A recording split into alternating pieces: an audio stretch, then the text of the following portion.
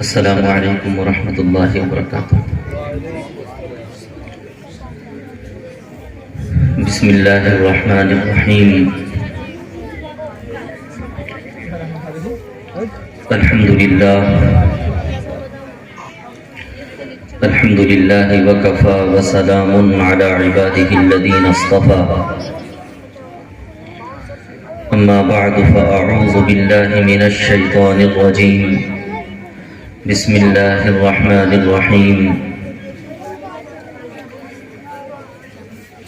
فلولا نفر من كل فرقة منهم طائفة ليتفقهوا في الدين ولينذروا قومهم إذا رجعوا إليهم لعلهم يحذرون۔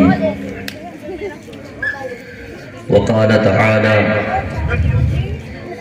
إنا أعطيناك الكوثر فصل لربك وانحر إن شانئك هو الأبتر۔ صدق اللہ العظیم۔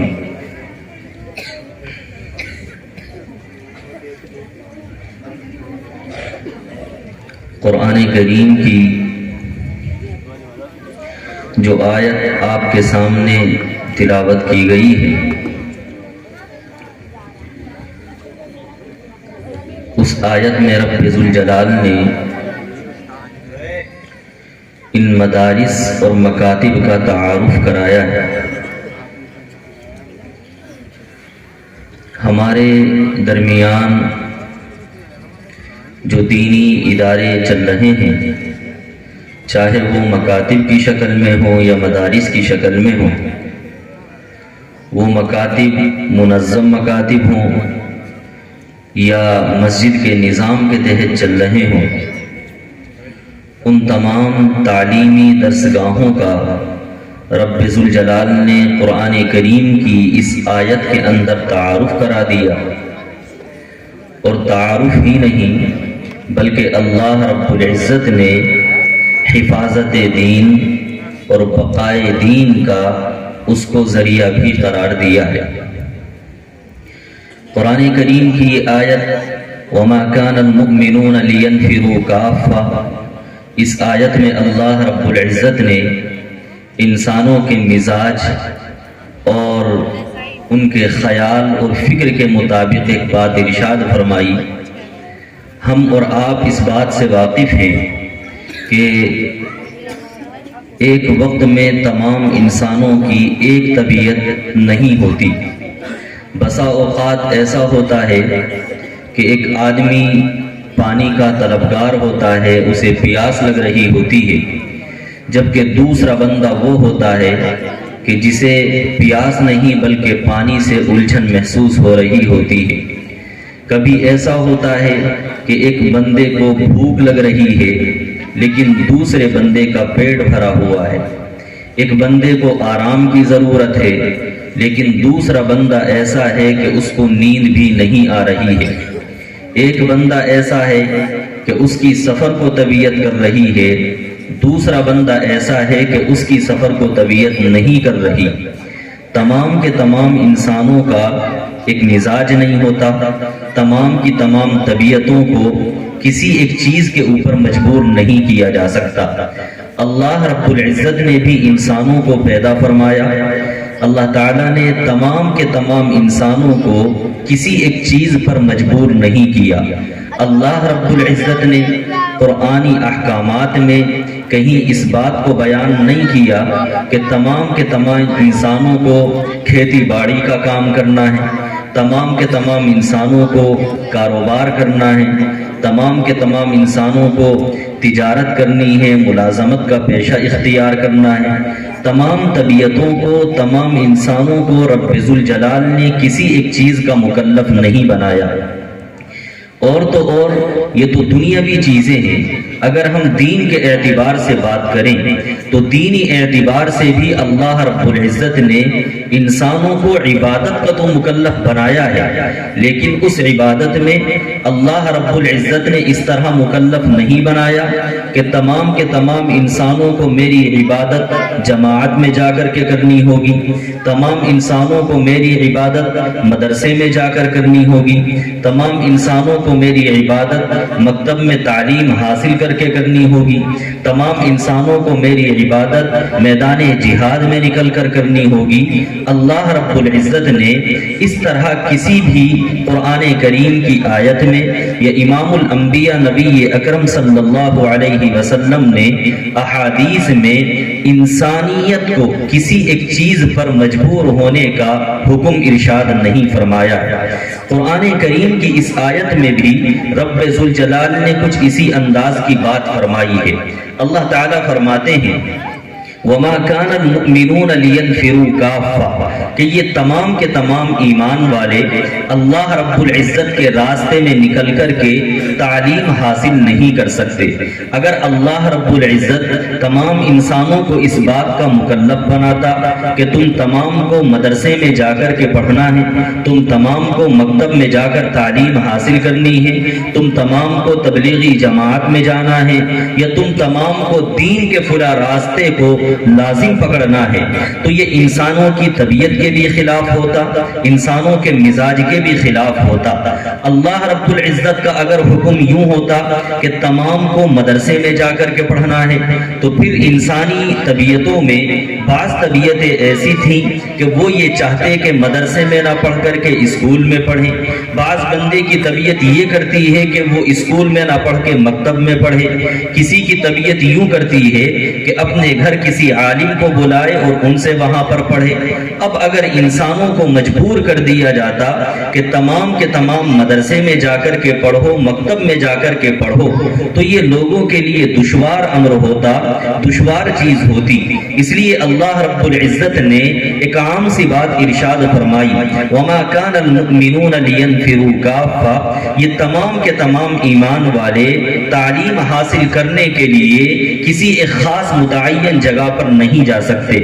اگر تعلیم حاصل کرنی ہے تو ہر علاقے کے لوگوں کی ذمہ داری کیا بنتی ہے؟ رب ذوالجلال نے ارشاد فرمایا فَلَوْلَا نَفَرَ مِن كُلِّ فِرْقَةٍ مِّنْهُمْ طَائِفَةٌ لِيَتَفَقَّهُوا فِي الدِّينِ ایسا کیوں نہ ہو کہ ہر جماعت کے افراد اپنے درمیان سے کچھ لوگوں کا انتخاب کریں، کچھ بچوں کا اور کچھ طلباء کا انتخاب کریں، اور ان بچوں اور طلباء کو مدرسے میں پڑھنے کے لیے بھیجیں، مکتب میں پڑھنے کے لیے بھیجیں۔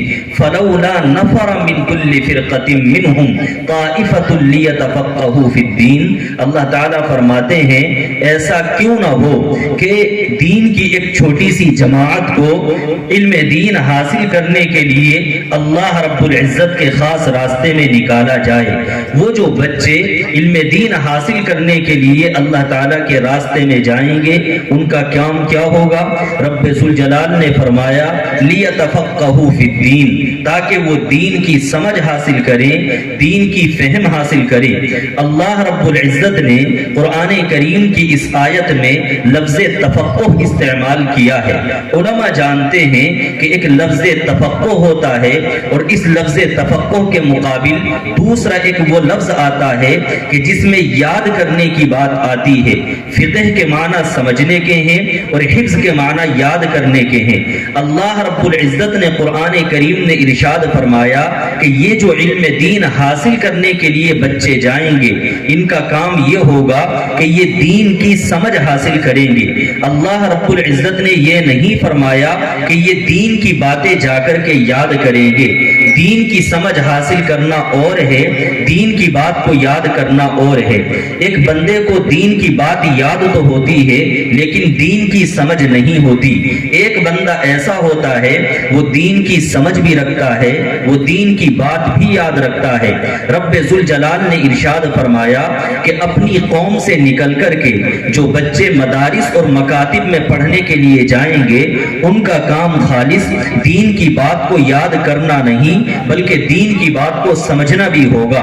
رب ذوالجلال نے لیتفقہوا فی الدین فرمایا کہ ان کا کام ہوگا کہ وہ دین کی باتوں کو سمجھیں گے۔ آپ یاد کرنے اور سمجھنے کو ایک مثال سے اپنے ذہن میں محفوظ کیجئے۔ آپ نے دیکھا ہوگا، علماء کی زبانی سنا ہوگا کہ علماء اس بات کو بیان کرتے ہیں کہ اگر کسی بندے کے سامنے تکیہ پیش کیا جائے تو اس کو چاہیے کہ تکیے کا انکار نہیں کرنا چاہیے، تکیہ قبول کر لینا چاہیے۔ بالکل ایک عام سی مثال ہم آپ کے سامنے ذکر کر رہے ہیں۔ علماء کی زبانی سنا ہوگا کہ تکیہ اگر کوئی ہمیں پیش کرے تو اس کا انکار نہیں کرنا چاہیے۔ ایک بندے نے دین کی اس بات کو یاد کر لیا کہ اگر کوئی مجھے تکیہ پیش کرے گا تو میں اس کا انکار نہیں کروں گا۔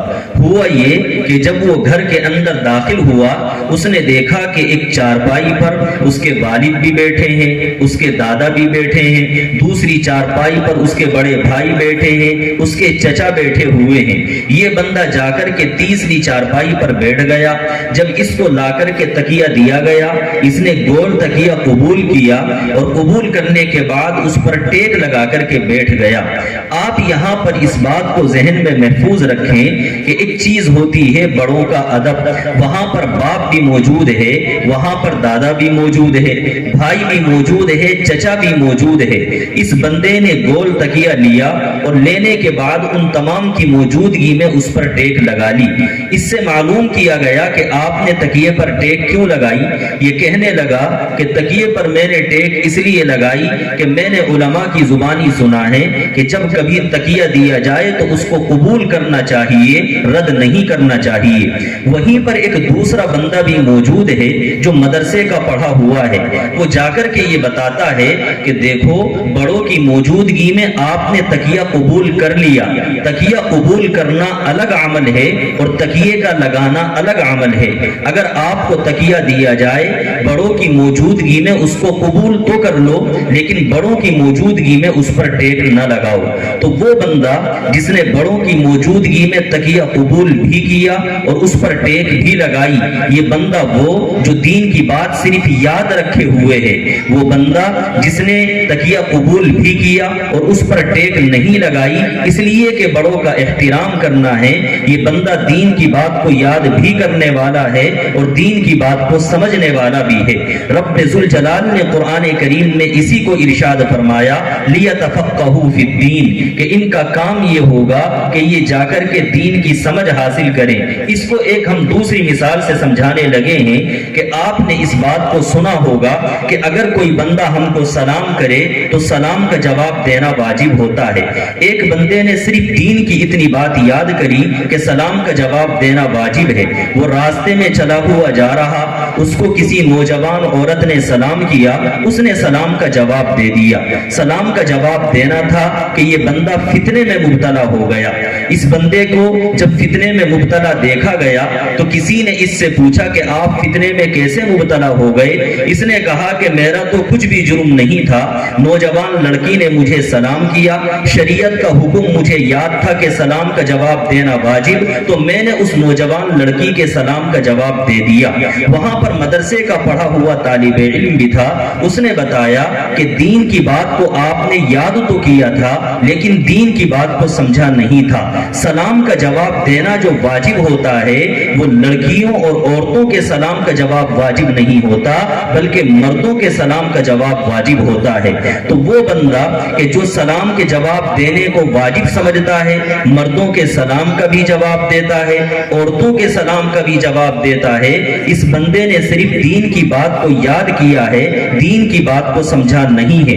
مدرسے میں پڑھنے والا جو طالب علم ہوتا ہے وہ دین کی بات کو یاد بھی کرتا ہے اور دین کی بات کو سمجھتا بھی ہے۔ اللہ رب العزت نے قرآن کریم میں اسی کو بیان فرمایا، لیتفقہوا فی الدین، ان کا کام یہ ہوگا کہ یہ مدرسے میں آئیں گے، مکتب میں آئیں گے، ان تعلیمی درسگاہوں میں آئیں گے اور آنے کے بعد دین کی سمجھ حاصل کریں گے۔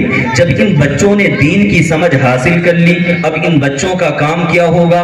آگے رب ذوالجلال نے اس کو بھی بیان فرمایا وَلِيُنذِرُوا قَوْمَهُمْ إِذَا رَجَعُوا إِلَيْهِمْ لَعَلَّهُمْ يَحْذَرُونَ۔ ان بچوں کی ذمہ داری یہ ہوگی کہ جب انہوں نے دین کی سمجھ حاصل کر لی، قرآنی الفاظ بھی یاد کیے، قرآن کا ترجمہ بھی سمجھا، قرآن کریم کی تفسیر کو محفوظ بھی کیا، رسول اللہ صلی اللہ علیہ وسلم کی احادیث مبارکہ کی تشریح بھی انہوں نے یاد کر لی، مسئلے مسائل بھی ان کے علم میں آ گئے، تو اب یہ بچے وہ اگر خالص قرآن کو یاد کرنے والے تو حافظ، قرآن کو اچھے لہجے سے پڑھنے والے تو قاری، قرآن کریم کی تفسیر اور تشریح سمجھنے والے تو پھر یہ عالم، قرآن کریم کی تفسیر میں مہارت رکھنے والے تو مفسر، احادیث پر نگاہ رکھنے والے تو محدث۔ اب یہ مدرسے سے نکلنے والا طالب علم کبھی حافظ ہوتا ہے، کبھی قاری ہوتا ہے، کبھی عالم ہوتا ہے، مسئلے مسائل جانتا ہے تو مفتی ہوتا ہے، قرآنی تفسیر میں مہارت رکھتا ہے تو مفسر ہوتا ہے، احادیث پر نگاہ رکھتا ہے تو محدث ہوتا ہے۔ تو حافظ بھی مدرسے سے نکلا، عالم بھی مدرسے سے نکلا، قاری بھی مدرسے سے نکلا، مفتی بھی مدرسے سے نکلا، محدث اور مفسر بھی مدرسے سے نکلا۔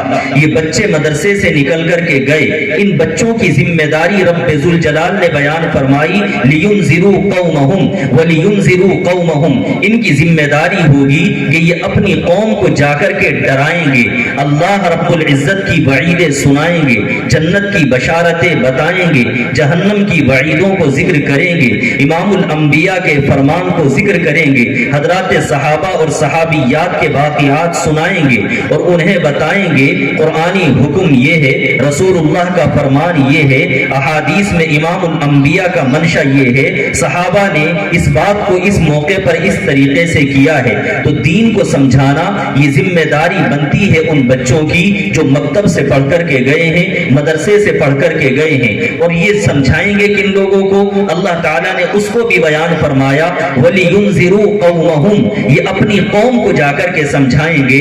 قوم سے مراد کیا ہے؟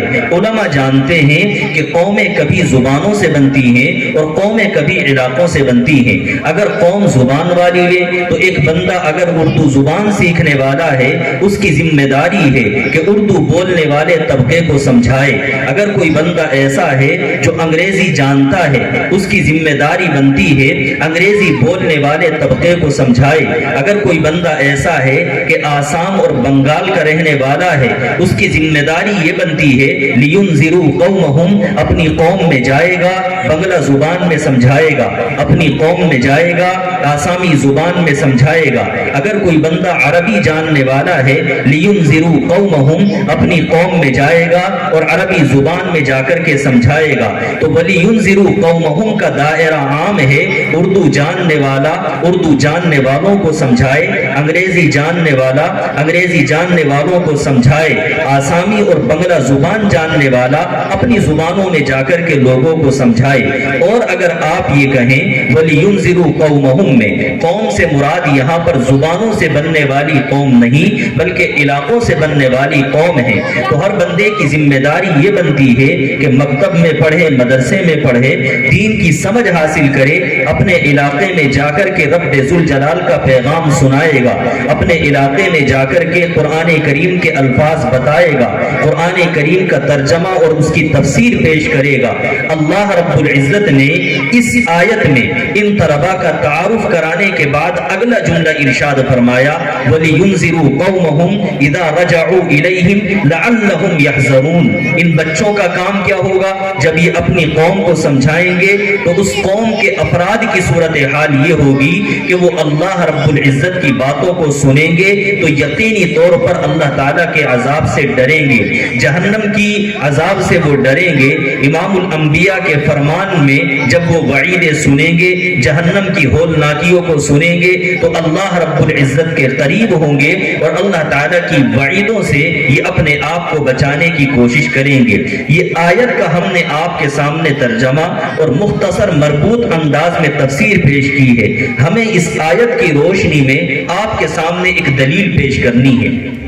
اس دلیل کو ہم پیش کریں گے قرآن کریم کی اگلی سورت جو ہم نے انا اعطیناک الکوثر پڑھی تھی اس کی روشنی میں، اور ہماری بات ختم ہوگی۔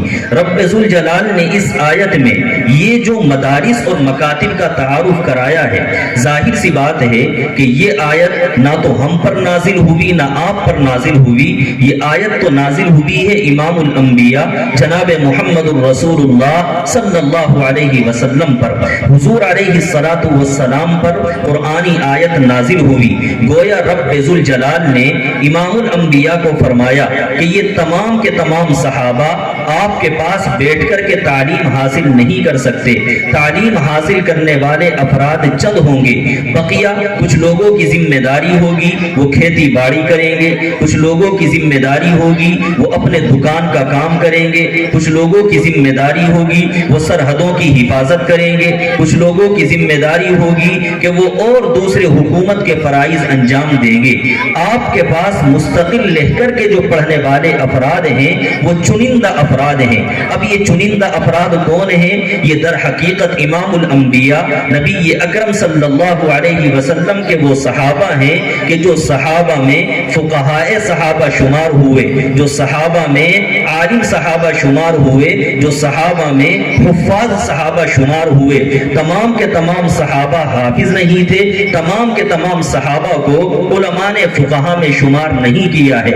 حضور علیہ السلام کے پاس بیٹھ کر کے جن صحابہ نے قرآن کریم کو یاد کیا وہ صحابہ حافظ، حضور علیہ السلام کے پاس رہ کر کے اس صفے پر، اس چبوترے پر جن طلباء نے علم حاصل کیا وہ فقہائے صحابہ بھی کہلائے ہیں، اور اپنے اپنے علاقوں میں جا کر کے انہوں نے آپ علیہ السلام کے لائے ہوئے مشن کو بیان بھی کیا ہے۔ اپنے علاقے کے وہ محدث بھی بنے، اپنے علاقے کے وہ فقیہ بھی بنے، اپنے علاقے کے وہ مرجع الخلائق بنے ہیں۔ امت ان کی طرف متوجہ ہوئی ہے اور ان کو اپنا استاذ مانا ہے۔ یوں تو امام الانبیاء نبی اکرم صلی اللہ علیہ وسلم کے تمام صحابہ ایسے ہیں جو سب استاذ ہیں، تمام کے تمام صحابہ ایسے ہیں جو تمام کے تمام معلم ہیں، تمام کے تمام صحابہ وہ ہیں جو تمام کے تمام مربی ہیں۔ لیکن ظاہر سی بات ہے کہ جس طرح اسٹیج پر بیٹھے علماء میں کچھ علماء وہ جو حافظ ہیں، کچھ علماء وہ جو مسجد کے امام ہیں، کچھ علماء وہ جو مکتب کے مدرس ہیں، کچھ علماء وہ جو بڑے مدرسے میں محدث ہیں، کچھ علماء وہ جو اس سے بڑے مدرسے میں فقیہ ہیں۔ جس طرح علماء میں فرق مراتب ہوتا ہے، اسی طرح نبی اکرم صلی اللہ علیہ وسلم کے صحابہ میں بھی فرق مراتب ہے۔ یوں تو تمام کے تمام صحابہ ہدایت کے ستارے ہیں، اصحابی کالنجوم فبأیہم اقتدیتم اہتدیتم، جس صحابی کے نقش قدم پر بھی چلو گے اللہ رب العزت کی طرف پہنچ جاؤ گے، راہ ہدایت پر چلو گے۔ لیکن ان صحابہ میں کچھ صحابہ وہ ہیں کہ جو خلفاء راشدین کہلائے، ان صحابہ میں کچھ صحابہ وہ ہیں جو صحابہ میں حفاظ کہلائے، ان صحابہ میں کچھ صحابہ وہ ہیں جو صحابہ میں فقہا کہلائے۔ تو یہ جو فقہا صحابہ ہیں یہ تمام کے تمام صحابہ میں نمایاں رہے۔ تو انہی صحابہ کے حوالے سے گویا رب ذوالجلال یوں فرمانا چاہتے ہیں وَلِيُنذِرُوا قَوْمَهُمْ، یہ اپنے اپنے علاقوں میں جائیں گے اور جانے کے بعد رب ذوالجلال کے پیغام کو اسی انداز سے سکھائیں گے کہ جو انداز معلم اول امام الانبیاء جناب محمد الرسول اللہ صلی اللہ علیہ وسلم کا ہے، شبہ نہ ہو سکے۔ اس لیے میں یہاں پر ایک دلیل بھی ذکر کرتا چلوں، جیسا کہ کوفے کے لوگوں نے حضرت فاروق اعظم رضی اللہ تعالی عنہ کے پاس پیغام بھیجا کہ ہمیں یہاں پر ضرورت ہے کسی عالم کی جو ہمیں دین کی باتیں سکھا سکے، جو ہمیں امام الانبیاء صلی اللہ علیہ وسلم کی تعلیمات پر توجہ دلا سکے۔ کوفے کے اندر اس زمانے میں صحابہ تو اور بھی موجود تھے، لیکن حضرت فاروق اعظم رضی اللہ تعالی عنہ نے مدینہ منورہ سے کوفے میں ان تمام کے تمام صحابہ میں سے جس صحابی کو بھیجا ہے تو ان کو فقہائے صحابہ میں ایک بڑا سردار مانا جاتا ہے، حضرت عبداللہ ابن مسعود رضی اللہ تعالی عنہ۔ وہ کوفے میں تشریف لے گئے ہیں اور وہاں پر جا کر کے انہوں نے کوفے والوں کو دین سکھایا ہے۔ امام الانبیاء کے فرمان پڑھ کر کے سنائے ہیں۔ تو گویا یہ جو آیت ہے، اس آیت میں اللہ رب العزت نے ان علماء کا، ان طلباء کا، ان فقہا کا، ان محدثین کا، ان مفسرین کا تعارف کرایا ہے، اور ان فقہا اور مدرسین محدثین کے تعارف میں اللہ رب العزت اسی بات پر توجہ دلانا چاہتے ہیں کہ یہ اپنے اپنے علاقوں میں جا کر کے رب ذوالجلال کے قرآن کی حفاظت کی بھی بات کریں گے، رب ذوالجلال کے لاڈلے پیغمبر امام الانبیاء جناب محمد الرسول اللہ صلی اللہ علیہ وسلم کے فرمان کی حفاظت کی بھی بات کریں گے۔ اب سوال یہ پیدا ہوتا ہے، رب کا قرآن کس طرح محفوظ ہوگا، امام الانبیاء کا فرمان کس طرح محفوظ ہوگا؟ تو اس کی حفاظت کو بھی ہم جب قرآن کریم میں دیکھتے ہیں، ہمیں معلوم ہوتا ہے اللہ رب العزت نے قرآن کریم میں ارشاد فرمایا، اِنَّا نَحْنُ نَزَّلْنَا الذِّكْرَ وَإِنَّا لَهُ لَحَافِظُونَ، کہ ہم نے ذکر کو نازل کیا، ہم ہی اس ذکر کی حفاظت کریں گے۔ ذکر سے مراد علماء نے یہاں پر بیان کیا ہے، اللہ رب العزت فرمانا یہ چاہتے ہیں کہ ہم نے قرآن کو نازل کیا اور ہم ہی قرآن کی حفاظت کریں گے۔ ہم اور آپ اس بات کو جانتے ہیں کہ ہماری اور آپ کی حفاظت ایسی ہوتی ہے، ہمیں کسی سامان کی حفاظت کرنی ہے الماری میں رکھیں گے، کسی سامان کی حفاظت کرنی ہے صندوق میں بند کریں گے، کسی سامان کی حفاظت کرنی ہے تو اس کو اور دوسرے محفوظ مقامات پر لے کر کے جائیں گے، کسی کتاب کی حفاظت کرنی ہے لائبریری میں سجائیں گے۔ مگر اللہ رب العزت نہ صندوق کا محتاج ہے، نہ الماریوں کا محتاج ہے، نہ لائبریری کا محتاج ہے۔ اللہ رب العزت تو یہ فرماتے ہیں کہ ہم نے قرآن کو نازل کیا اور ہم ہی اس قرآن کی حفاظت کریں گے۔ سوال یہ پیدا ہوتا ہے، الہ العالمین آپ اس قرآن کی حفاظت کیسے کریں گے؟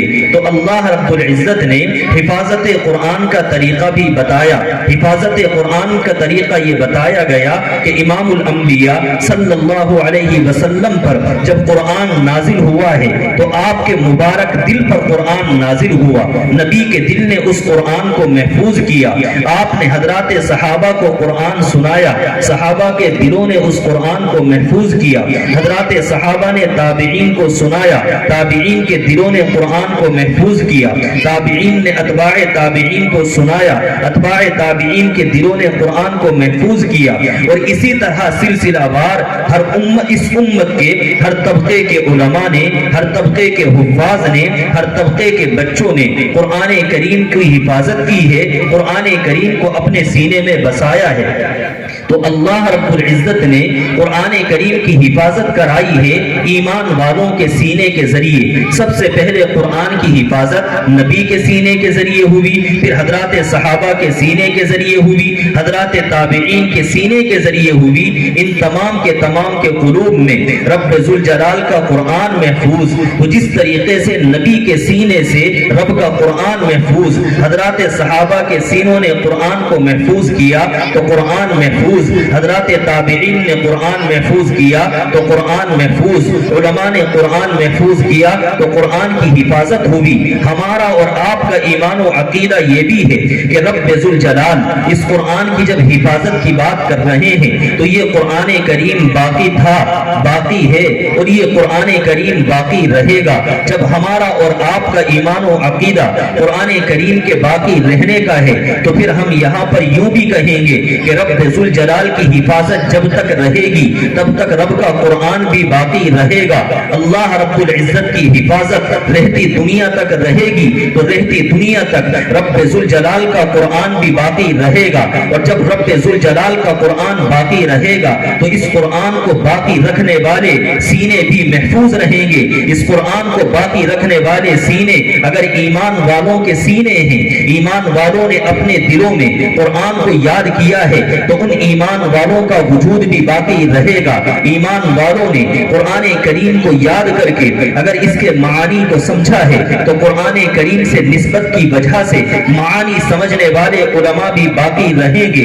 اگر انہوں نے قرآن کریم کو سمجھ کر کے اس پر عمل کیا ہے تو قرآن کریم پر عمل کرنے والے افراد بھی باقی رہیں گے۔ رب ذوالجلال کا قرآن باقی ہے تو حافظ بھی باقی ہے، رب ذوالجلال کا قرآن باقی ہے تو عالم بھی باقی باقی ہے، رب ذوالجلال کا قرآن باقی ہے تو مفسر و محدث بھی باقی ہے، رب ذوالجلال کا قرآن باقی ہے تو فقہاء عظام بھی باقی ہیں۔ اس لیے ہم یہاں پر کہیں گے کہ رب کا قرآن اگر صبح قیامت تک محفوظ ہے تو مدارس بھی محفوظ ہے، رب کا قرآن صبح قیامت تک اگر باقی ہے ان مدرسوں میں پڑھنے والے علماء بھی باقی ہیں، رب کا قرآن اگر صبح قیامت تک موجود رہے گا تو ان مکتب میں پڑھنے والے یہ طلبہ بھی اسی انداز سے مکاتب سے پیدا ہوتے رہیں گے، اسی انداز سے مدارس سے پیدا ہوتے رہیں گے۔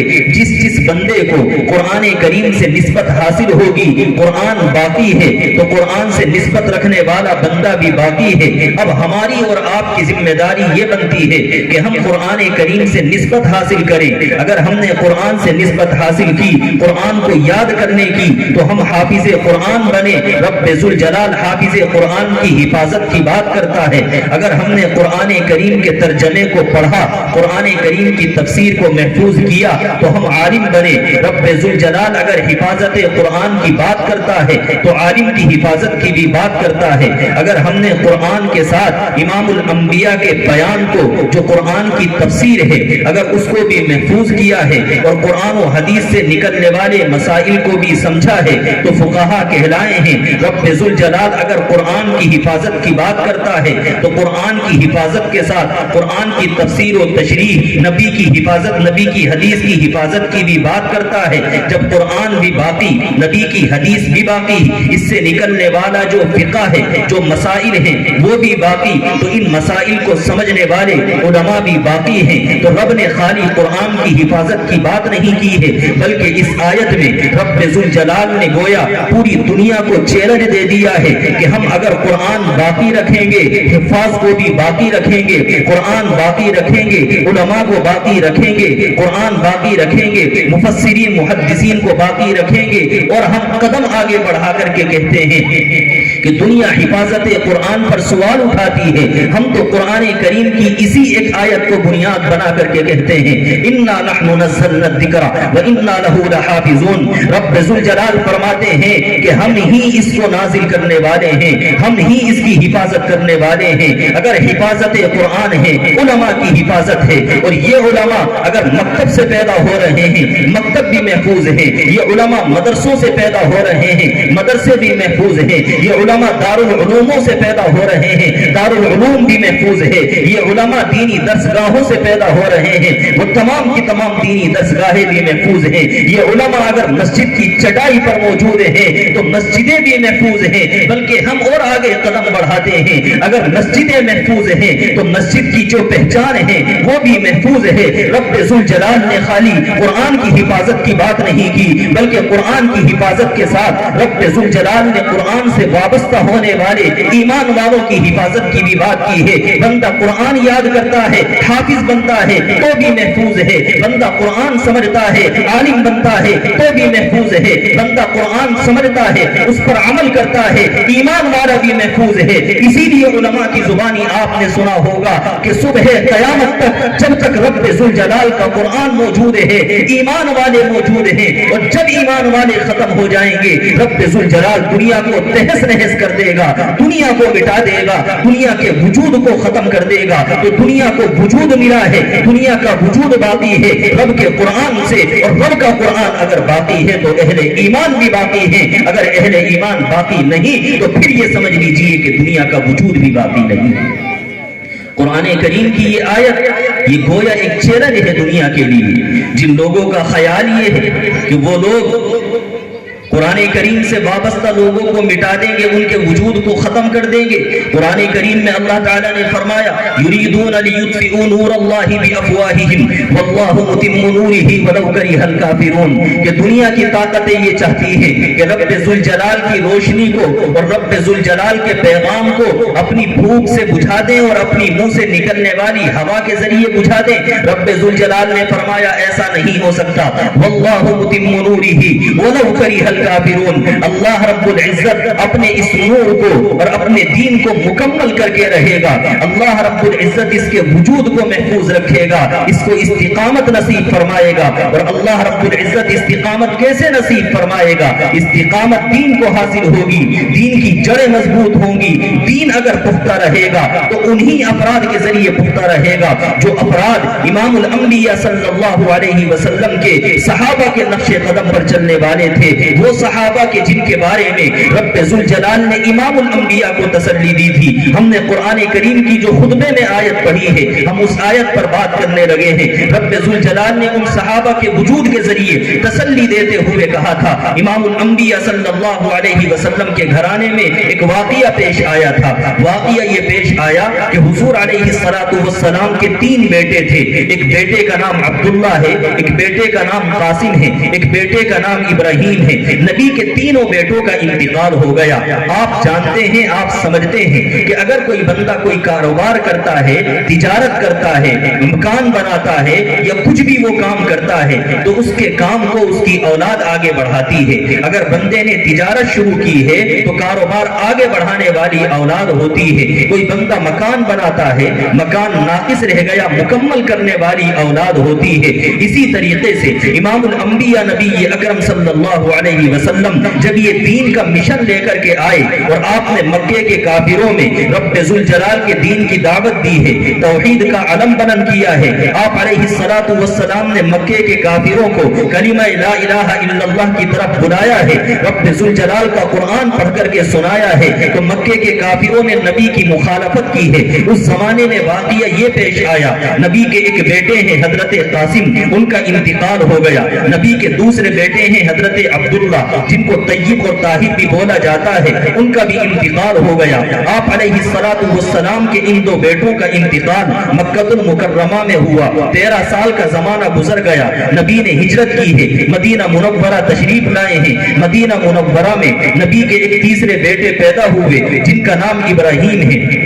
حضرت ابراہیم کا بھی آپ علیہ السلام کی زندگی میں انتقال ہو جاتا ہے۔ حضور علیہ السلام کو اطلاع ملتی ہے کہ آپ کے بیٹے بیمار ہیں، تشریف لائیں، عیادت کیجیے۔ حضور علیہ السلام تشریف لائے ہیں، آپ نے حضرت ابراہیم کو گود میں اٹھایا ہے۔ روایات بیان کرتی ہیں حضور علیہ السلام کی گود میں حضرت ابراہیم ہیں اور آپ کی گود میں حضرت ابراہیم کا انتقال ہوتا ہے۔ امام الانبیاء صلی اللہ علیہ وسلم کے قلب مبارک پر اس وقت میں کیا کیفیت طاری ہوگی جس بندے کے 3 بیٹوں کا انتقال ہو گیا، اس کی نرینہ اولاد باقی نہیں رہی، صرف 4 لڑکیاں ہیں جن سے نبی علیہ السلام کی آگے نسلیں بڑھی ہیں، حضرت زینب، حضرت رقیہ، حضرت ام کلثوم، حضرت فاطمہ۔ ان میں سے 3 بیٹیوں سے نبی کی اولادیں ہوئی ہیں، ایک بیٹی سے نبی کی اولاد نہیں۔ لیکن جہاں تک بیٹوں کی بات ہے تو نبی کا کوئی بیٹا بڑا بھی نہیں ہوا،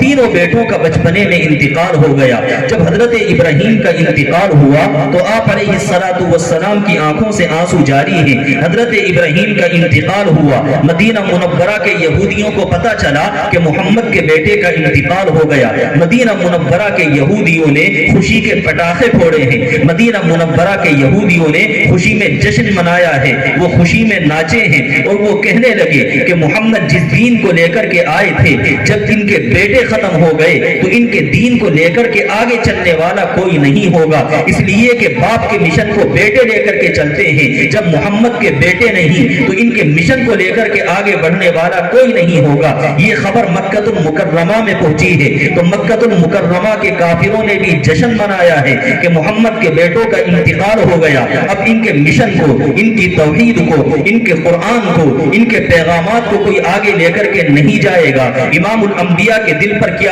آرے چلے ہوں گے، ادھر نبی کے بیٹے کا جنازہ ہے، ادھر خوشی منائی جا رہی ہے، ادھر نبی کی آنکھوں میں آنسو ہیں، ادھر جشن منایا جا رہا ہے، ادھر صحابہ پر غم طاری ہے اور ادھر خوشی کے شادیانے بجائے جا رہے ہیں۔ گویا امام الانبیاء نے رب ذوالجلال سے اس وقت میں فریاد کی ہوگی اور فریاد کیا، شکوہ کیا ہوگا کہ الہ العالمین، یہ مکے کے کافر وہ جو کل مجھے امین کہتے تھے، یہ مکے کے کافر وہ جو مجھے امانت دار کہتے تھے، یہ مکے کے کافر وہ جو مجھے صادق کہتے تھے، یہ مکے کے کافر وہ جو آپس کے جھگڑوں میں میری باتوں پر عمل کیا کرتے تھے، مجھے حاکم اور فیصل بناتے تھے۔ کل تک ان کی صورتحال یہ تھی، اور جب میں نے تیرے دین کی بات کی، جب میں نے توحید کی بات کی، جب میں نے قرآن کی بات کی، تو یہ میرے مخالف بن گئے۔ یہ جو مجھے امین کہتے تھے، امانت دار کہتے تھے، آج مجھے جھوٹا کہنے لگے۔ جو مجھے صادق کہتے تھے، جادوگر کہنے لگے۔ جو میری باتوں پر اپنے جھگڑوں کو ختم کر دیا کرتے تھے، آج مجھ سے دشمنی رکھنے لگے۔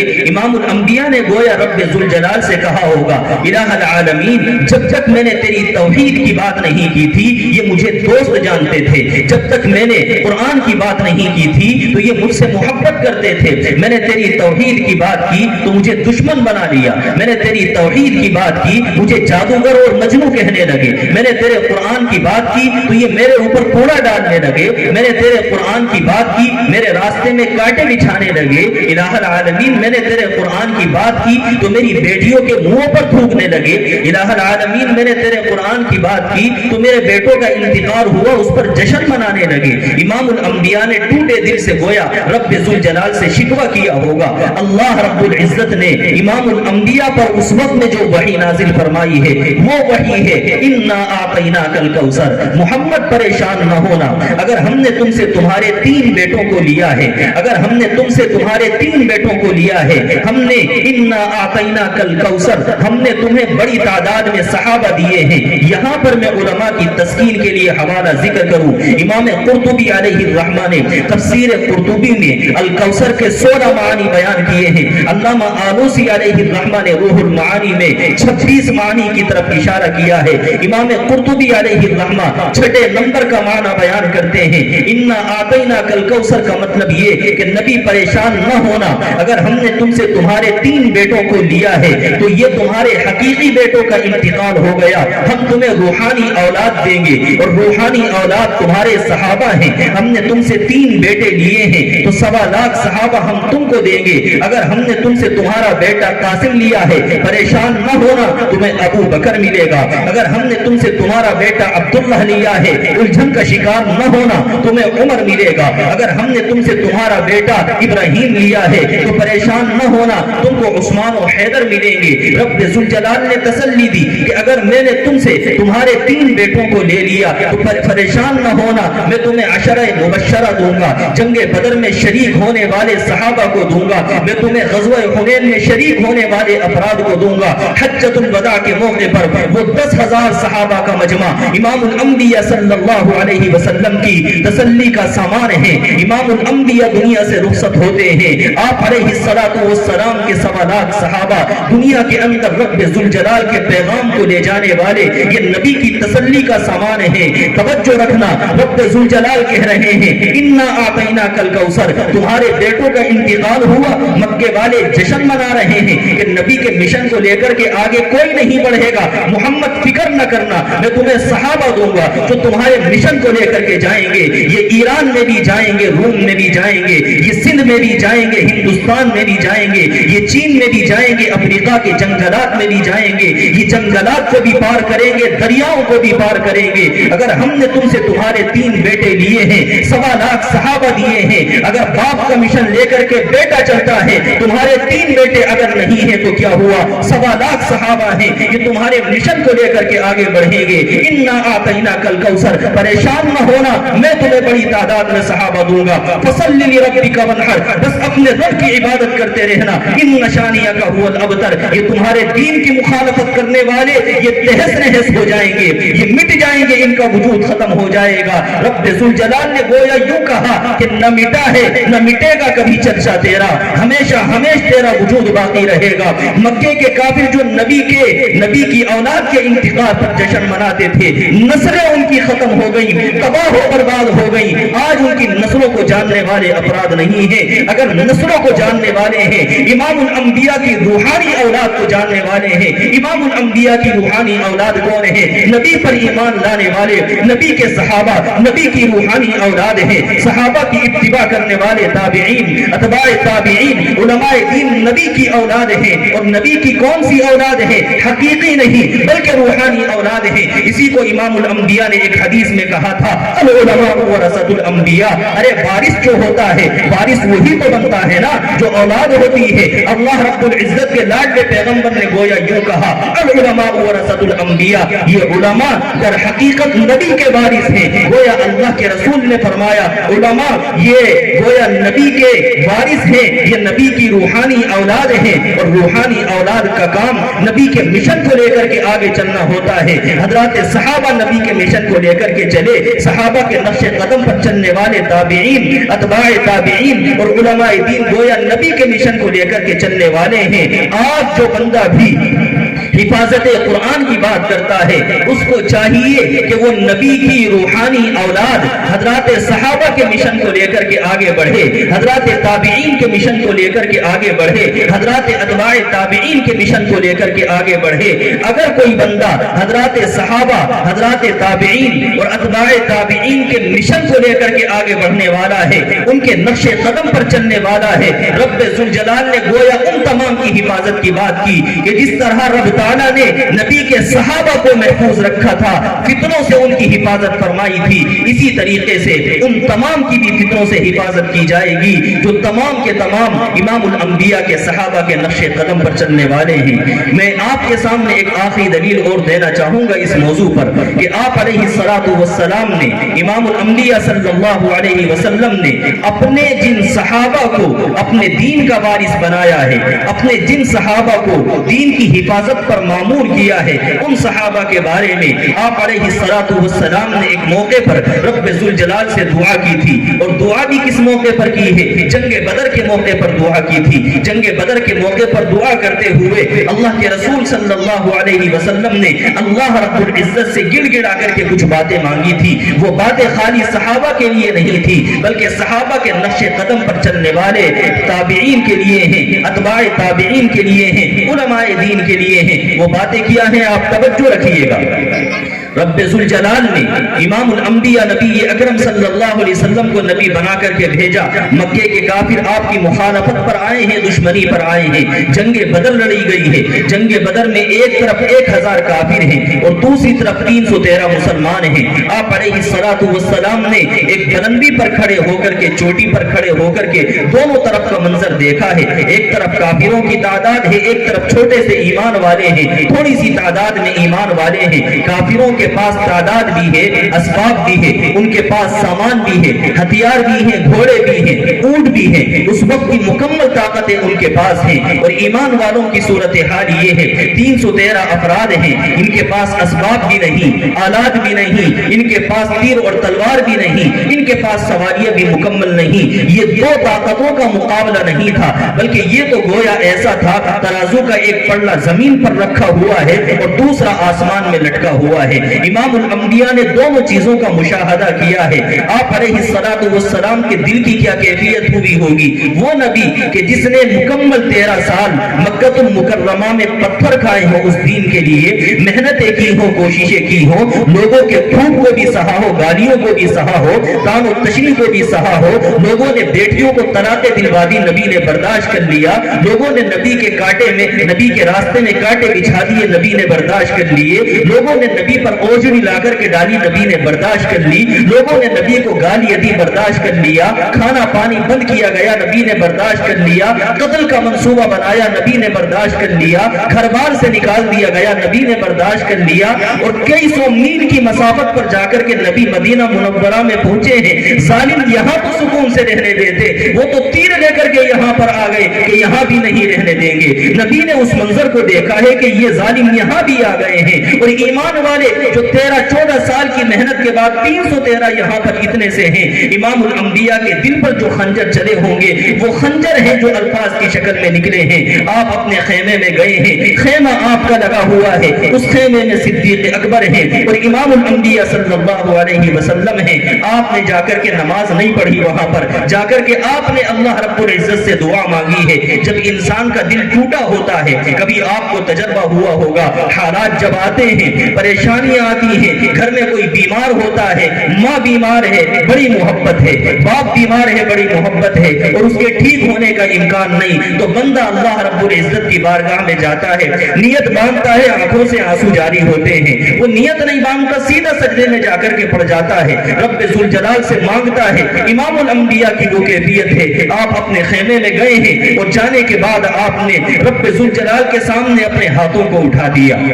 جب غم کی کیفیت ہوتی ہے، زبان پر الفاظ بھی نہیں آتے، نبی کی زبان پر بھی الفاظ نہیں آ رہے، بس نبی نے اپنے ہاتھوں کو اٹھا کر کے اتنا کہا، اللہم انجز لی ما وعدتنی، رب ذوالجلال آپ نے مجھ سے کچھ وعدہ کیا تھا، میرے مولا اس وعدے کو پورا کر دینا۔ رب ذوالجلال نے کیا وعدہ کیا تھا؟ اللہ تعالیٰ نے وعدہ کیا تھا، وَإِذْ يَعِدُكُمُ اللَّهُ إِحْدَى الطَّائِفَتَيْنِ أَنَّهَا لَكُمْ، اللہ رب العزت تمہیں ایک جماعت ضرور دے گا، یعنی اللہ تعالیٰ تمہیں فتح دے گا۔ امام الانبیاء صلی اللہ علیہ وسلم نے اللہ تعالیٰ سے فرمایا، اللہم انجز لی ما وعدتنی، الہ العالمین جو آپ نے مجھ سے وعدہ کیا، میرے مولا اس وعدے کو پورا کر دے۔ نبی کی زبان سے دوسرا جملہ نکلا، اللہم آتی ما وعدتنی، الہ العالمین آپ نے مجھ سے کچھ وعدہ کیا تھا، وہ مجھے دے دیجئے، میں آپ سے مانگ رہا ہوں۔ اور تیسرا جملہ نبی نے فرمایا، اور وہ عجیب و غریب جملہ ہے، یہ مقام نیاز میں جا کر کے نبی نے کہا، اور بڑی عجیب و غریب کیفیت کا جملہ ہے، نبی نے کہا، اللہم انشدک عہدک و وعدک، اے اللہ میں تجھے تیرے عہد کو یاد دلاتا ہوں، میں تجھے تیرا وعدہ یاد دلاتا ہوں، تیرا وعدہ یہ تھا کہ ایمان والوں کو فتح دے گا۔ آج یہ 313 اپنے افراد اور اپنے اسباب اور اپنی تیر و تلوار کی بنیاد پر کامیاب نہیں ہو سکتے، بس تیری نصرت ہوگی تو یہ کامیاب ہوں گے۔ انشدک عہدک و وعدک، تجھے میں تیرا وعدہ یاد دلاتا ہوں۔ وعدہ کیا ہے؟ اور امام الانبیاء نے آخری جملہ کہا تھا، اللہم ان تہلک ہذہ العصابہ، الہ العالمین اگر یہ مٹھی بھر صحابہ کی جماعت ہلاک ہو گئی، لا تعبد فی الارض ابدا، اس زمین پر پھر کبھی تیری عبادت نہیں کی جائے گی۔ نبی کا یہ تاریخی جملہ تھا، الہ العالمین یہ صحابہ باقی ہے تو قرآن باقی ہے، یہ صحابہ باقی ہے تیری توحید باقی ہے، یہ صحابہ باقی ہے نبی کا مشن باقی ہے۔ میرے مولا اگر یہ صحابہ ہلاک ہو گئے، قرآن نہیں رہے گا، توحید نہیں رہے گی، تیرے نبی کے فرمان کو سنانے والے افراد نہیں ہوں گے، لا تعبد فی الارض ابدا، زمین میں پھر کبھی تیری عبادت نہیں کی جائے گی۔ کاروبار چلیں گے، تجارتیں ہوں گی، لوگ بلڈنگیں بنائیں گے، کھیتی اور کسانی ہوگی، اگر نہیں ہوگا تو تیری عبادت نہیں ہوگی۔ امام الانبیاء نے اس جملے کو کہنے کے بعد آپ کے کندھے پر چادر پڑی ہوئی ہے، نیچے کھسک گئی، آپ کا کندھا کھل گیا، صدیق اکبر نے پیچھے سے کندھے پر ہاتھ رکھا اور کہا، حسبک یا رسول اللہ، یا رسول اللہ رہنے دیجیے، آپ نے اللہ سے بہت مانگ لیا، اللہ آپ کی مدد کرے گا۔ نبی سجدے میں گئے ہیں، اپنی پیشانی زمین سے رگڑی ہے اور آپ نے ایک مٹھی مٹی کی بھری ہے، اور مٹی کی مٹھی بھرنے کے بعد کافروں کے لشکر کی طرف پھینکا، سیحزم الجمع ویولون الدبر، یہ تمام کے تمام پیٹ پھیر کر کے بھاگیں گے۔ رب تعالیٰ نے قرآن سے آیت نازل کی، استستغیثون ربکم فاستجاب لکم انی ممدکم بألف من الملائکہ۔ محمد اس وقت کو یاد کرو جب تم رب ذوالجلال سے بڑے گڑ گڑا کر کے مانگ رہے تھے، میں نے تمہاری دعا قبول کی ہے، جاؤ میں نے تمہاری مدد کی ہے، رب ذوالجلال نے فتح عطا فرمائی ہے۔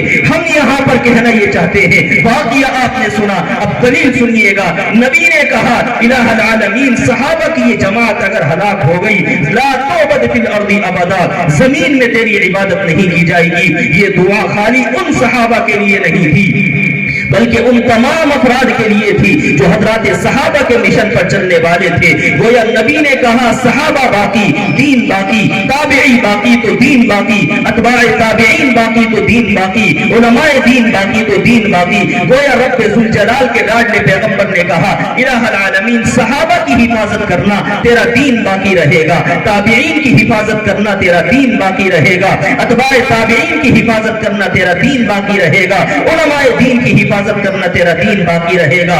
آج اگر آپ اور ہم یہ چاہتے ہیں ہمارا دین باقی رہے، ہمارا وجود باقی رہے، ہمارا قرآن محفوظ رہے، یہ مساجد و مدارس باقی رہے، یہ مکاتب اور خانقاہیں محفوظ رہے، یہ چہرے پر رسول اللہ کی سنتیں اور سروں پر رکھی ہوئی پگڑیاں اور ٹوپیاں باقی رہے، اگر امام الانبیاء کے دین کے شاعر باقی رہے، اگر یہ مسواک کی سنتیں باقی رہیں، تو پھر اس کی بقا اگر ہے تو ان صحابہ کے نقش قدم پر چلنے والے افراد کے ذریعے ہے، اور وہ علماء حق ہیں۔ اگر علماء حق باقی ہیں تو دین کی بھی بقا ہے، علماء حق اگر ختم ہو گئے تو دین کی بقا کی کوئی گارنٹی نہیں۔ اس لیے آپ کی اور ہماری ذمہ داری بنتی ہے علماء حق کی حفاظت اور ان کی بقا کے لیے جو ممکنہ کوششیں ہم سے ہو سکتی ہیں ان ممکنہ کوششوں کو کیجیے گا۔ اگر آپ سے کہا جائے آپ اپنے بچے دیجیے مکتب میں پڑھنے کے لیے، آپ اپنے بچے دیجیے مدرسے میں پڑھنے کے لیے، خدا کی قسم یہ مکتب اور مدرسے میں پڑھنے والے بچے نہیں، یہ وہ صحابہ کی روحانی اولادیں ہیں کہ جن کے لیے نبی نے جنگ بدر میں دعا کی تھی۔ جنگ بدر میں صحابہ کے لیے دعا نہیں تھی خالص، بلکہ ان کے نقش قدم پر چلنے والے ان مکاتب اور مدارس میں دینی بچوں کے لیے بھی دعا کی گئی تھی۔ آپ اگر مدارس اور مکاتب میں بچے دیتے ہیں تو گویا آپ ان کی حفاظت کا کام کر رہے ہیں۔ آپ کے پاس بچے نہیں کہ آپ ان کو پڑھائیں تو پھر آپ سے کہا جائے کہ آپ نیک مشورہ دیجئے ذمہ داران کو جا کر کے، خیر خواہی کا مشورہ دیجئے۔ آپ انجینئر ہیں، مدارس اور مساجد کا نقشہ بنائیے۔ آپ اگر قانون داں ہیں، قانون کے ذریعے آپ ان کا تعاون کیجئے۔ آپ اگر کسان ہیں تو مکمل طریقوں سے تعاون کیجئے۔ جو بھی آپ سے ہو سکے خیر خواہی کے ذریعے آپ تعاون کریں، اور اگر آپ مشورے بھی نہیں دے سکتے تو تیسرا کام یہ کہ پیسوں کے ذریعے آپ ان مدارس، ان مکاتب اور مساجد کا تعاون کریں۔ اور اگر ان تین کاموں میں سے کوئی سا بھی کام ہم نہیں کرتے، ہم بچے بھی پڑھنے کو نہیں دیتے، خیر کا مشورہ بھی نہیں دیتے اور ہم پیسے بھی نہیں دیتے، تو پھر مخالفت نہ کیجیے جو ہم عام طور پر کرتے ہیں کہ مکتبوں کی، مدرسوں کی اور مسجدوں کی مخالفت ہے۔ یاد رکھیے یہ مکتب اور مسجد کی مخالفت نہیں، بلکہ یہ جس طرح غزوہ بدر میں صحابہ کی مخالفت کافروں نے کی تھی اس انداز سے یہ ہماری مخالفت ہے۔ ہماری مخالفت کہیں کل قیامت کے دن کافروں کا عمل شمار نہ ہو جائے۔ اللہ تعالی ہمیں کافروں کی صفوں سے محفوظ فرمائے اور امام الانبیاء کے صحابہ کے نقش قدم پر چلنے کی توفیق مرحمت فرمائے۔ وآخر دعوانا الحمدللہ رب العالمین۔